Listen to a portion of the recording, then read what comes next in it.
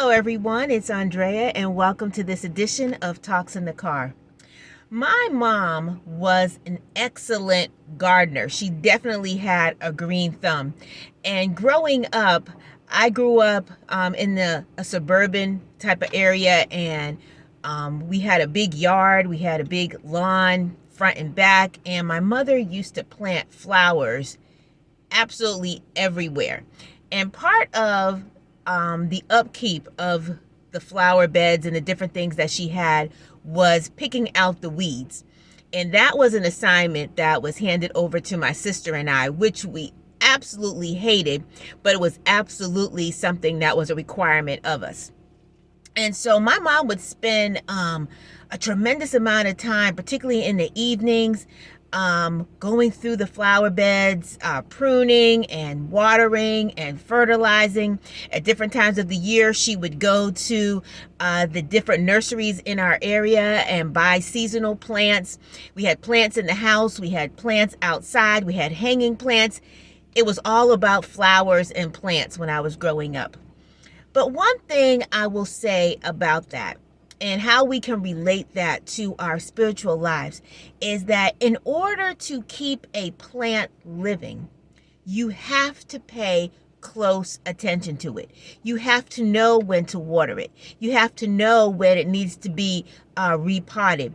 You have to know what type of sunlight that it uses. You have to know all those things in order to keep that plant healthy. Our lives are very much the same. We have to be very meticulous about keeping our spiritual life healthy. Just like a plant, we have to know when to feed it. We have to know when to water our spirits. We have to know when to cut away things that are not producing life in us. When we have to cut away friends or family or people that are around us that are not contributing to the health of our spiritual lives. We have to pay close attention, because what happens is when you ignore your lawn, when you ignore your plants, they die. They become brown. They become yellow.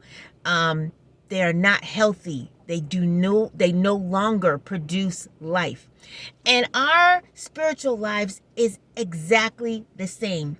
If we don't feed it the word of God, if we don't water it with the Spirit, if we don't put nutrients in the sermons that we hear, in the testimonies that we give and that we share, if we don't put into our plant life, our spiritual life, the things that will help us to grow, we will die. We will become spiritually weak. We will become dead leaves, as it will. And the Bible talks about, what do you do with dead limbs? They're good for nothing but to be used in a fire, to be used in the fireplace. And so I encourage you on today that as you go through your journey, you think about what you are doing in order to fortify, to nourish your plant, your spirit man. What are you doing to make sure that the roots of your spirit is grounded deep and is strong? Even sometimes if you water a plant too much, while it may look good for a little while on the outside, the roots are becoming corroded. They're becoming rotted, and eventually that plant again is going to die. And so we have to pay close attention to what we are using to fertilize our spirits, what we're using to nourish our spirits, what we're using in order to grow strong, to grow healthy, so that we can continue to sprout flowers, to sprout leaves, to stay fresh and green. Because that is what will be the testimony to the world. That is what will stand the test of time. That is what will be our voice in the world, that we have used the things that God has given us, the wisdom, the word, all of those things that God has provided for our spiritual health, that we have used those things in a wise way in order to keep our spiritual man strong and healthy.